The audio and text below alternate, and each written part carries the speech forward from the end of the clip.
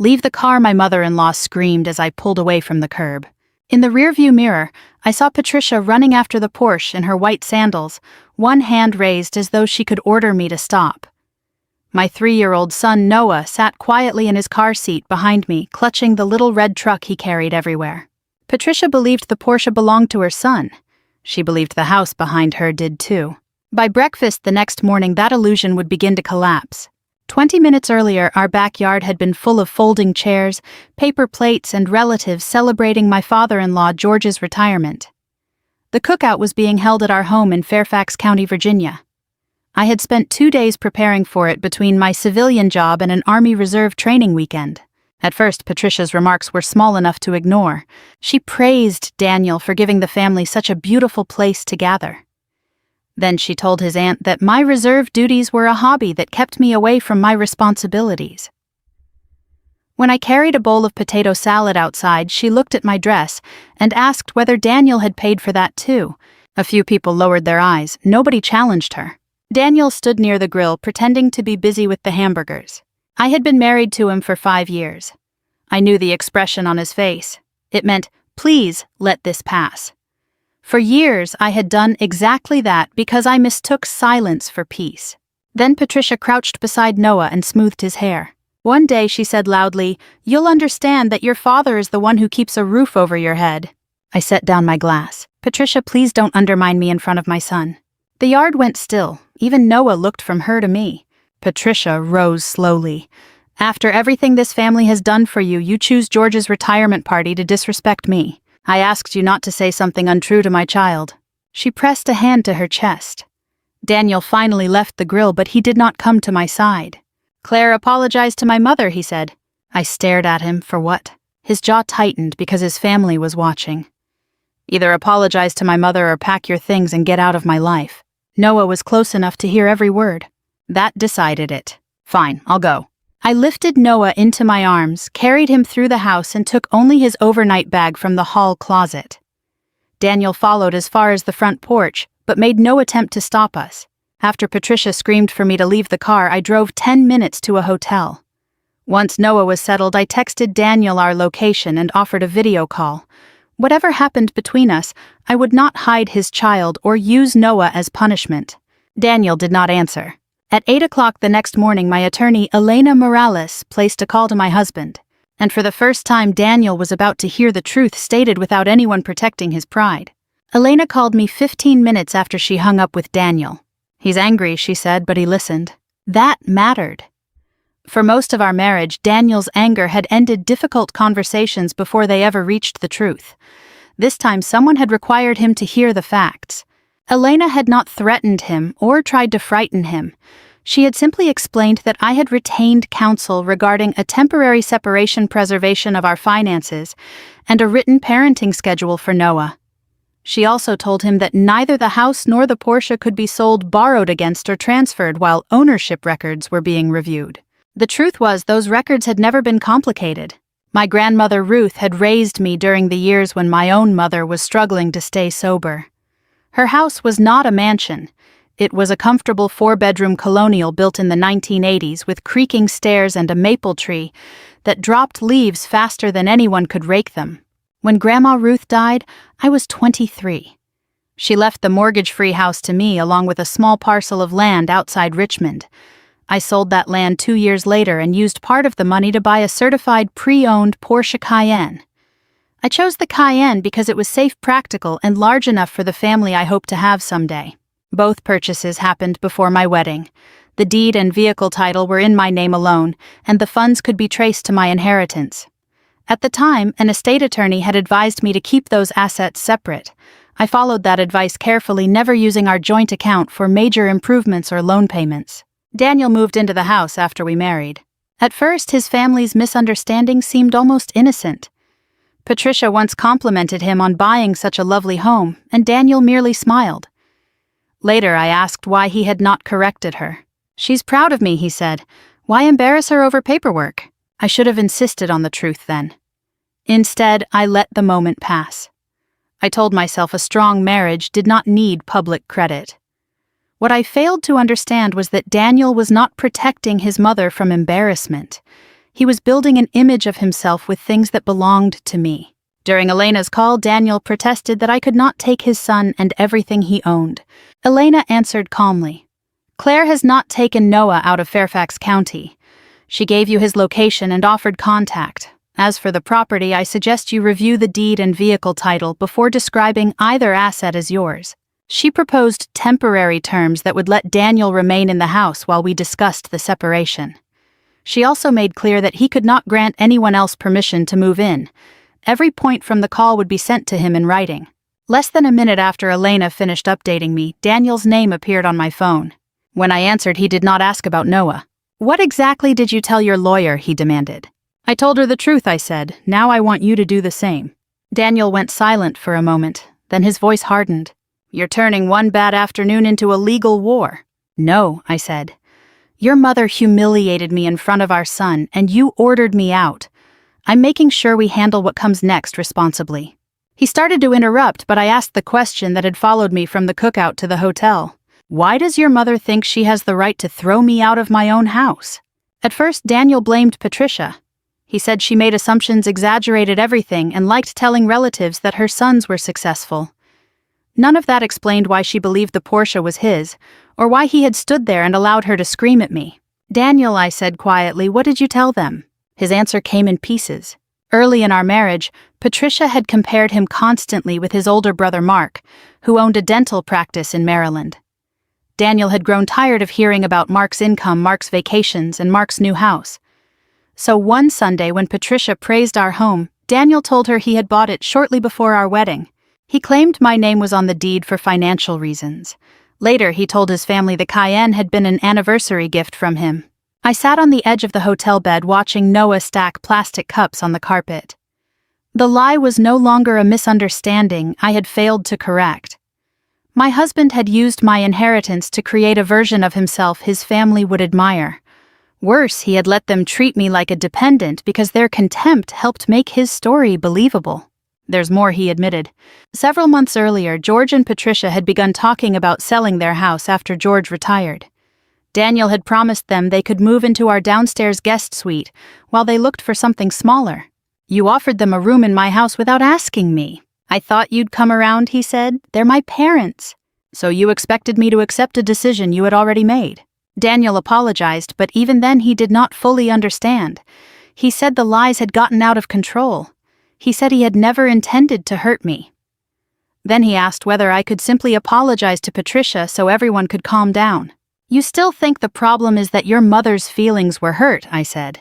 After the call, I asked Elena to help me review our joint finances before I made any decision about the marriage. I expected to find ordinary expenses, perhaps a few purchases Daniel had neglected to mention. That afternoon, the first 16 months of bank records arrived.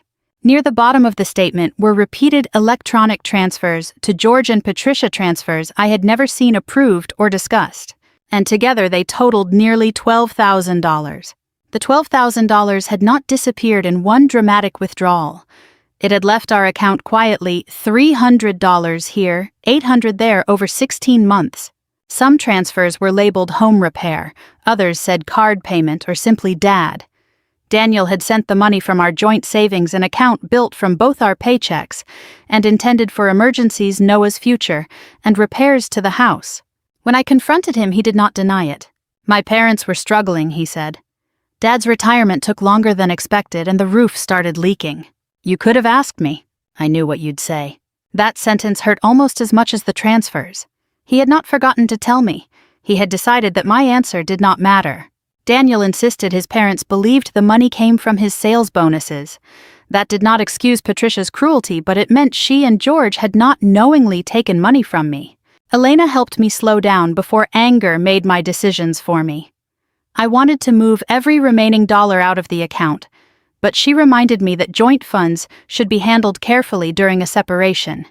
Instead, I redirected my future salary to a new account in my name, downloaded the statements, activated transaction alerts, and left the existing balance untouched while she reviewed our options. We also sent Daniel a proposed temporary parenting schedule. It gave him regular time with Noah and required both of us to share information about daycare, medical care, and overnight locations. I wanted a record showing that I was protecting our son's routine, not punishing his father. 2 days later, Daniel rented a furnished apartment near Noah's preschool. He returned his house key voluntarily and collected his clothes at an agreed time while Noah was with me at the park. Watching him carry boxes out of the home where we had planned to grow old was painful. Consequences do not stop hurting simply because they are deserved. Patricia reacted differently. She called relatives and said I was using money lawyers and my army connections to destroy her son. One cousin sent me a message asking whether I had really stolen Daniel's house. I typed a reply, deleted it, then placed my phone face down. I could have posted the deed, the title, and every bank transfer online. For one angry minute, I wanted everyone to see exactly who had lied. But public humiliation had helped create this mess. I would not use the same weapon and call it justice. George was the first person in Daniel's family to question the story. He called me that evening sounding older than he had at his retirement party. "Claire," he said, "Patricia says the house is Daniel's. Daniel says it isn't. And now I'm learning the money he gave us came from your joint account." He paused. "I think this family needs to hear the truth from beginning to end." I agreed to one meeting in a neutral place, but I gave him a condition. "I won't expose Daniel for him," I said. "If we meet, he tells all of you himself." The meeting took place the following Tuesday in the office of a family counselor George knew through his church. The room was deliberately plain, 4 upholstered chairs, a box of tissues, and no family photographs or familiar walls for anyone to claim as their territory. Patricia arrived carrying a folder and the certainty that I had taken something from her son. Before we had all sat down, she accused me of keeping Noah away from Daniel and using legal tricks to seize his property. "I have never denied Daniel his scheduled time with Noah," I said. "And I have not seized anything." On the table in front of me were copies of the deed, the Cayenne's title, and the bank statements. I did not open them. This was Daniel's truth to tell. George looked at his son. "You asked us to come. Start talking." Daniel's hands remained clasped between his knees. For several seconds he stared at the carpet. Then he admitted that I had inherited the house before our marriage. He told them I had purchased the Porsche with money from the land my grandmother left me. There had never been a mortgage for him to pay, and neither property had ever belonged to him. Patricia's face changed, but Daniel continued. He admitted telling them he had bought the house. He admitted presenting the Porsche as his anniversary gift to me. He told them I had never invited them to live in the guest suite and had known nothing about his promise. Finally, he explained that some of the money he had sent them came from savings built with both our incomes. George leaned back as if the air had left him. Patricia turned toward Daniel. "You let me say those things to her while you knew the truth." Daniel swallowed. "Yes." "Why?" "Because correcting you would have exposed me."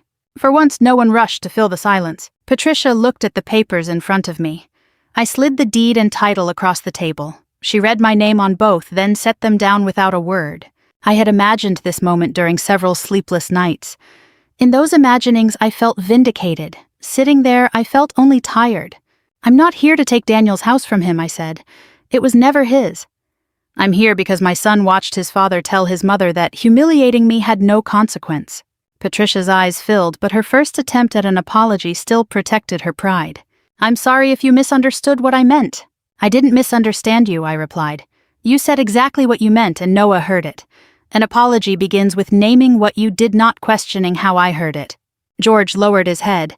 Daniel did not defend her. The counselor asked what I wanted from the meeting. I said I wanted the lies corrected, the money accounted for, and every adult in the room to understand that Noah would not be used to carry messages or choose sides. Then Daniel looked at me with a fragile kind of hope. "Now that everything is out," he asked, "can we go home and work this out?" I held his gaze. "No. Knowing the truth does not erase what happened. The separation continues." The words sounded firm in the counselor's office. Driving back to the hotel, however, I cried at a red light where no one could see me. I had not wanted to defeat Daniel. I had wanted him to stand beside me when his family humiliated me. Now he was living in a furnished apartment. I was preparing to return to a quiet house, and Noah kept asking when we would all eat breakfast together again. Daniel's consequences were real, but they were not cruel. He still had his job, his income, and regular time with his son. What he no longer had was the comfortable image he had built around property that was never his. 2 days after the family meeting, he sent a written message to every relative who had attended George's retirement cookout. He stated plainly that I had owned the house and Porsche before our marriage, that I had contributed substantially to our family, and that he had lied because he was ashamed of feeling less successful than his brother. He also wrote that I had not kept Noah from him. Daniel showed me the message before sending it, but he did not ask me to soften it. He also signed a repayment plan for the money taken from our joint savings. The monthly amount was manageable, and every payment would be documented. Then he began meeting with an individual counselor to confront a habit he had carried for years. Whenever he feared disappointing his mother, he lied, delayed, or allowed someone else to absorb her anger. A week later, Noah and I returned home. His toys were exactly where we had left them. Daniel's coffee mug still sat beside the sink. I put it in a cabinet because I could not bear to see it yet. I could not bring myself to pack it away. That evening, while I tucked Noah into bed, he asked, "Did Daddy leave because Grandma said Mommy was bad?" The question struck deeper than any argument about money. "No," I told him. "Daddy left because the grown-ups need time to make better choices. You did nothing wrong, and Mommy and Daddy both love you." The next day, Daniel and I repeated that message together during a video call. We used simple words and made no promises we could not keep. The following Saturday, Daniel brought Noah home after their afternoon together. While we stood at the front door discussing preschool, Patricia's car pulled into the driveway. She walked toward us without calling first. "I need to see my grandson," she said.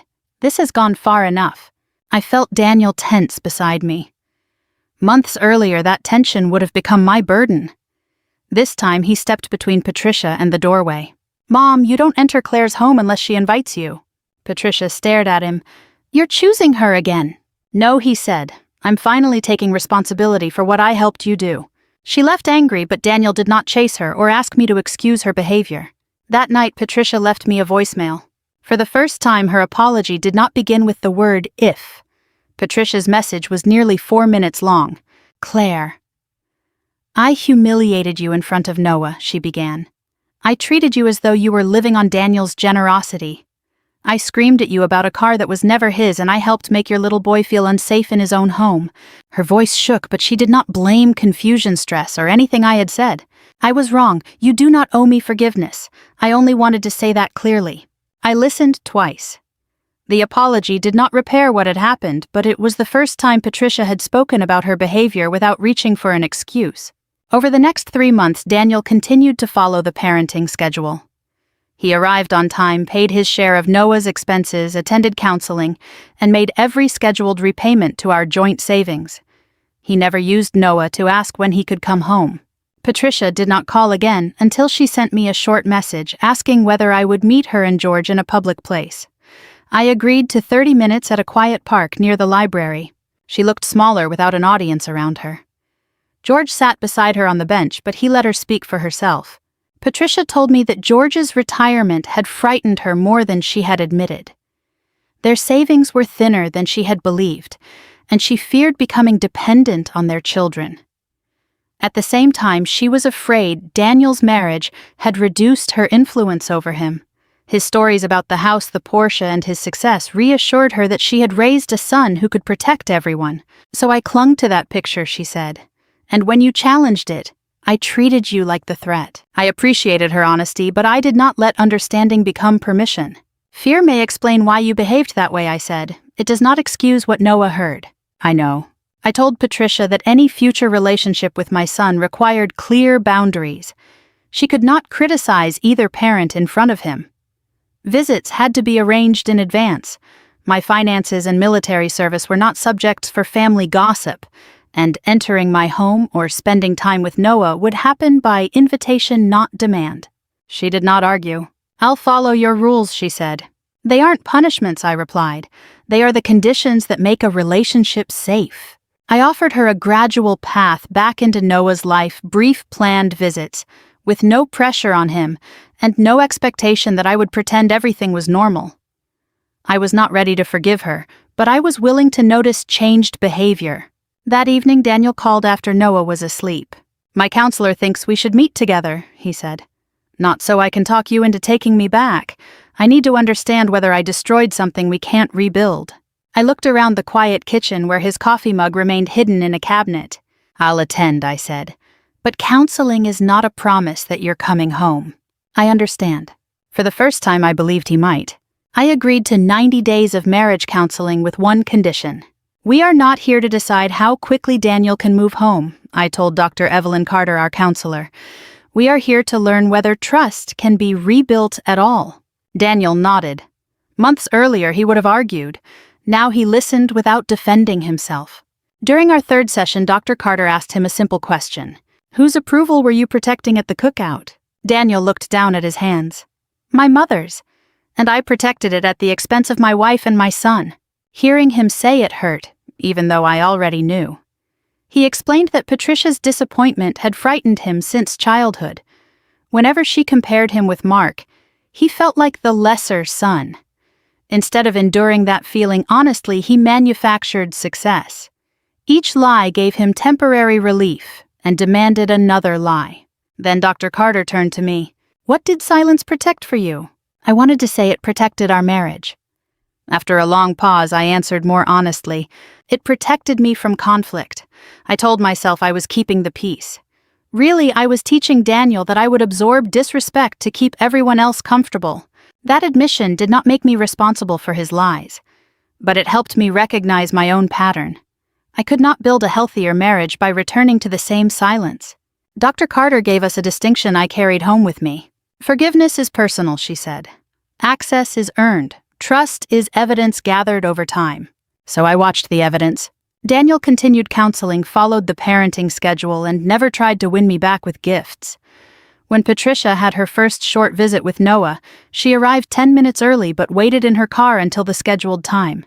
She brought a coloring book, asked permission before photographing him, and left when the visit ended. The change was small enough to seem ordinary. That was precisely why I trusted it more than a dramatic promise. George supported the boundaries, too. When Patricia complained once that a 90-minute visit felt cold, he told her, "Claire is not making you pay forever. She is asking you to prove you can be safe today." Daniel also changed how he spoke about the property. He never asked to drive the Cayenne or suggested that the house was legally his. In counseling, he admitted that both had become symbols of the success he wanted others to see, instead of the security my grandmother had intended for me. At the end of 90 days, I was not ready for Daniel to return, but I was no longer certain divorce was the only safe choice. We agreed to continue counseling while remaining separated. 6 months after the cookout, Noah's 4th birthday approached. We chose a local park so the day would belong to him, not to the house. Invitations went to both sides of the family. Then Daniel's sister Megan sent him a joke about Claire's property war. Daniel showed me the message before answering. "I know this is another test," he said. He was right. Soon we would all stand together again, and I would learn whether his changes could survive an audience. The morning of Noah's birthday, I almost canceled the party. A family gathering had started our separation, and I feared another might undo our progress.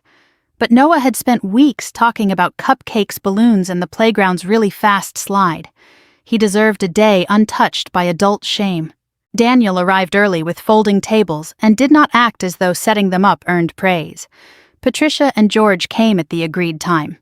Patricia waited for my invitation before hugging Noah. For the first hour, everything felt cautiously ordinary. Then Megan stood beside the picnic table watching Daniel cut Noah's cake. "So Claire," she said loudly, "did you ever imagine you'd win the whole family property war?" A few relatives gave uncertain laughs. Daniel set down the knife before I could answer. "There was no property war," he said. I lied. The house and car were always Claire's, and she paid the price for the story, I told. Megan's smile faded. Daniel did not look at me for approval, or wait until we were alone to explain himself. He corrected the lie while the same people who had once admired it were listening. Patricia surprised me by adding, "That subject is finished, Megan." It lasted less than a minute, but that minute mattered more than every apology Daniel had given. He had defended the truth when doing so cost him comfort. That was the kind of evidence Dr. Carter meant. By then, Daniel had repaid the $12,000, including my share, and our financial records had remained open for months. We had also met separately with attorneys about what would happen if we tried again. Neither lawyer represented both of us, and neither treated reconciliation as a reason to abandon caution. The postnuptial agreement confirmed that the house and Cayenne remained my separate property. It required both of us to approve large gifts to relatives, created transparent household accounts, and protected each spouse from debts the other had not disclosed. It also stated that Noah's needs and parenting time would never be bargaining tools. Daniel signed only after his own lawyer reviewed every page. After the party, Daniel and I sat on a bench while Noah chased bubbles with George. I told Daniel that his response to Megan had mattered because he had not left me to defend reality alone again.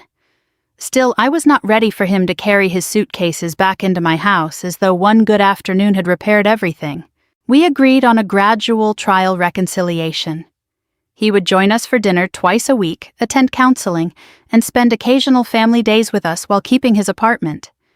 We would review the arrangement after 2 months, according to how safe and honest our home felt, not how badly either of us wanted the old life back.